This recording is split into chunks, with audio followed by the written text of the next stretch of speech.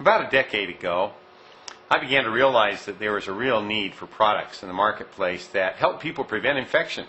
It seemed like so often medical doctors focused their attention on treating an illness after it occurred. We're able to actually destroy a large variety of bacteria. We're able to do it very quickly. But the best part is these chemicals are incredibly safe for those who put them on their skin or have them in their environment around them. They actually help many times condition the skin and make it feel better than before. Something I don't think can be said for many other antibacterial active ingredients. It seems like people initially are attracted to this product line because they want the protection afforded to them by the antibacterial action, for example. But we find that people continue to use them because they feel so good on their skin. In fact, in many of these products, the more you use them, better your skin feels, which is exactly the opposite with many of the competition products. During my investigation of active ingredients that could possibly be used to help provide this protection against the risk of infection was the historically used alcohol. One of the things we learn in freshman chemistry is about the flammability of certain chemicals. This is a simple solution of alcohol, similar to the exact same solution often found in hand care products. Alcohol traditionally has been a solvent used in laboratories. And putting a solvent on your skin, it seems so ridiculous to me in many ways. In addition, alcohol is terrible at defatting the skin. It actually sucks the oils right out of the skin and removes them and leaves your skin in much worse shape afterwards than before. So we decided to ignore alcohol as a potential. We just push it right out of the way and forget it. Another compound we wanted to avoid was triclosan. Triclosan you may have not have heard of before, but in the chemist's world, of course, it's a very common ingredient used in the vast majority of antibacterial soaps that are on the market today. In Europe recently, some scientists showed that soon after a mother washed her hands with triclosan, the triclosan showed up in her breast milk. Hence, the baby gets a dose internally of something that really was never intended to be taken internally. As a result, triclosan is facing more and more opposition from regulation groups and will soon be removed from many of the countries in Europe. We certainly didn't want to face those kinds of problems.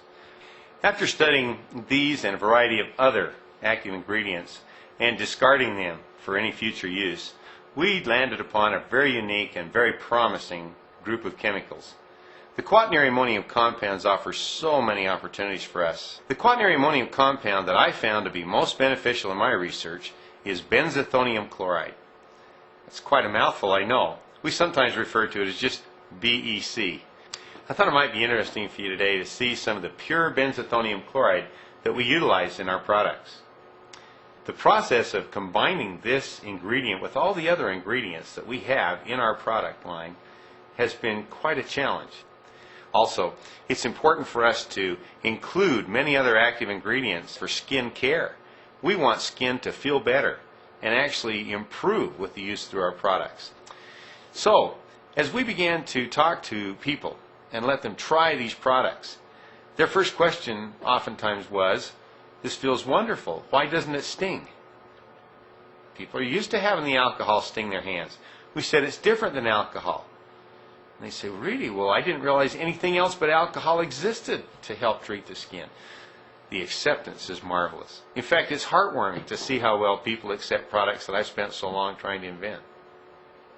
Another benefit of the PureWorks product line is the lasting protection they provide against the risk of infection.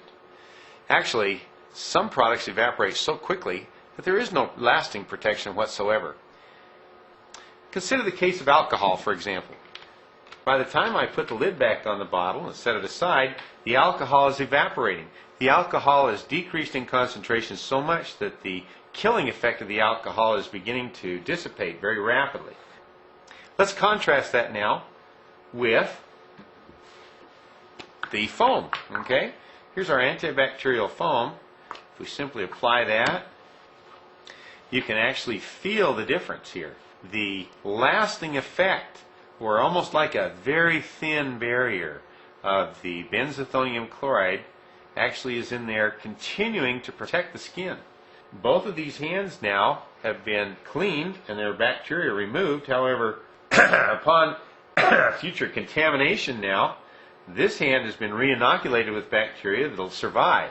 On this hand, the bacteria will immediately die. I think you can actually see on the back of my skin the dryness that's been caused by the alcohol. However, on the other hand, you can see a much more supple and much more healthy skin, I guess you could say. So you don't have to have harsh chemicals or solvents. You can have a very gentle system provide the same activity, condition the skin, and give you the persistence and the extra protection you want beyond the simple application. As I mentioned, we've taken these products out and had a variety of different groups test them, most importantly the professional medical groups.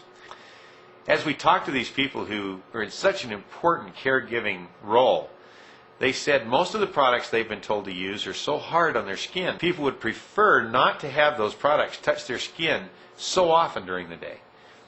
The rewarding part to me is as we've introduced these new products, the nurses, the doctors, the professional health caregivers all come to us and say, my skin actually feels better the more I put them on my skin.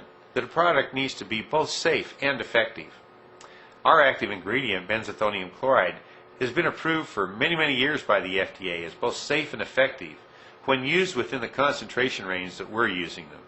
We don't want people to come back and experience negative reactions to these products. So we've done a lot of pre-market testing. We've even gone to healthcare professionals, doctors and dermatologists who've said that not only do they find these products useful for their patients, but they themselves enjoy using them and feel comfortable using them. A lot of people ask me how the PureWorks line of products actually works. How does it get this tremendous activity against the microorganisms that it kills? The benzethonium chloride is a unique molecule having quite a complex, long, oil-soluble-like or lipophilic tail attached to a positively charged or cationic head. This molecule inserts itself down into the membranes and the surfaces of bacteria and actually explodes or literally dissolves the organism before it has a chance to respond in any way. The positive charge on the quats also sticks to the slightly negative charged surface of the skin, allowing it to stay and offer that persistent activity. In addition to the persistence and the antibacterial activity, that's part of the secret too, why your skin feels so silky and soft, almost a powdery afterfeel when the quats are applied to the skin and remain on the skin. Interestingly enough, this same cationic activity is active against viruses as well as bacteria. Viruses have a very different coating than bacteria. However, the quaternary ammonium compounds attached to this denature the protein on the surface and literally destroy the virus.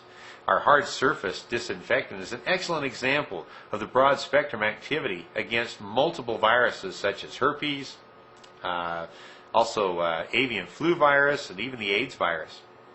The need, as this is increased, as we all get closer together, for personal protection is dramatic. That is where PureWorks can provide the answers and the solutions that people need. It's important that people understand and realize that these products were not just thought up or conceived of in some boardroom in corporate America. The origins of these products were right in the laboratory. They were tested, improved, validated, and over the years developed to the point where they can now leave the laboratory and be available for the public.